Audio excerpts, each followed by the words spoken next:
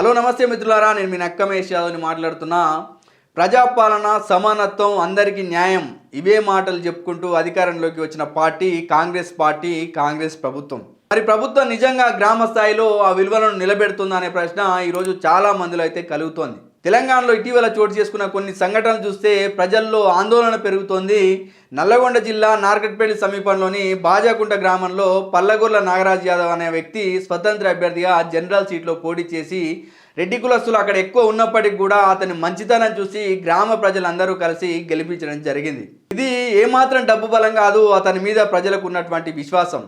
అన్ని వర్గాల ప్రజలు కలిసి మంచి నాయకత్వాన్ని చూసి ఓటు వేయాలని చెప్పేసి అతన్ని గెలిపించడం జరిగింది. కానీ గ్రామంలో లింగేశ్వర స్వామి జాతర జరిగితే అక్కడ అభిమానంతో ప్రజలు ఫ్లెక్సీని ఏర్పాటు చేస్తే కొందరు రెడ్లంతా కలిసి ఆ ఫ్లెక్సీని జీర్ణించుకోలేక తొలగించినటువంటి ఘటన అక్కడైతే మనకు కనిపిస్తోంది.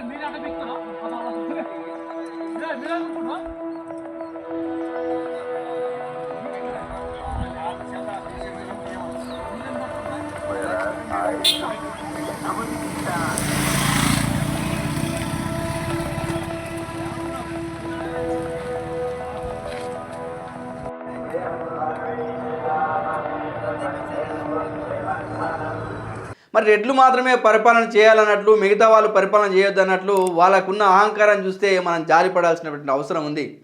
గెలిచిన వ్యక్తికి కనీసం గౌరవం ఇవ్వకుండా వాళ్ళ అహంకారం, అసహనం కనిపిస్తే ప్రజలు ప్రశ్నించాల్సినటువంటి అవసరం ఉంది, తిరగబడాల్సినటువంటి అవసరం ఉంది. బీసీ సోదరులారా, ఇప్పటికైనా సోయి తెచ్చుకుందాం. మన ఆత్మగౌరవాన్ని ఎవడు దెబ్బతీసినా ఊరుకునేది లేదు.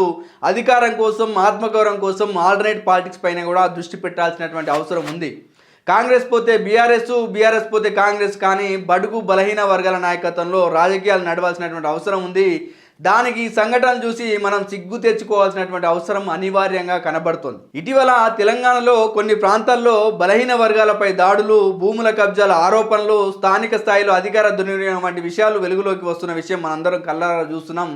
అందులో ప్రధానంగా కనిపించేది ఏదో ఒక రెడ్డి నాయకుడు.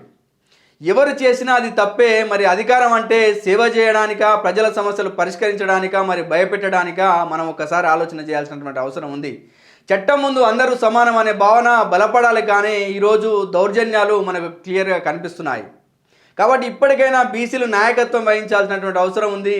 కాంగ్రెస్ పార్టీ, జాతీయ పార్టీ, రాహుల్ గాంధీ దేశమంతా సమానత్వం గురించి మాట్లాడుతూ అన్ని రాష్ట్రాల్లో తిరగడం జరుగుతుంది.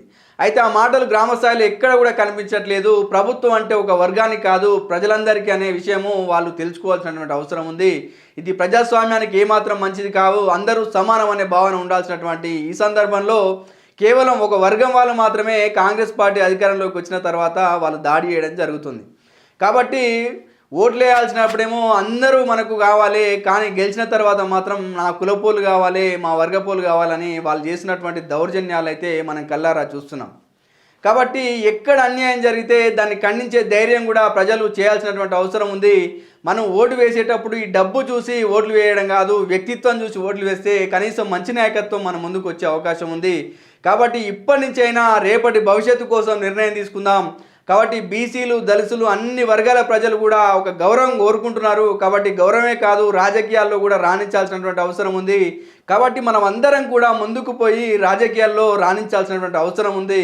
కాబట్టి ఇలాంటి మరిన్ని గ్రౌండ్ అప్డేట్స్ తెలుసుకుంటూ మీ ముందుకు వచ్చే ప్రయత్నం చేస్తాను. కాబట్టి చూస్తూనే ఉండండి యాదవ్ విజన్ ఛానల్. మా యొక్క ఛానల్ని లైక్ చేయండి, షేర్ చేయండి, సబ్స్క్రైబ్ చేయండి. Thank you.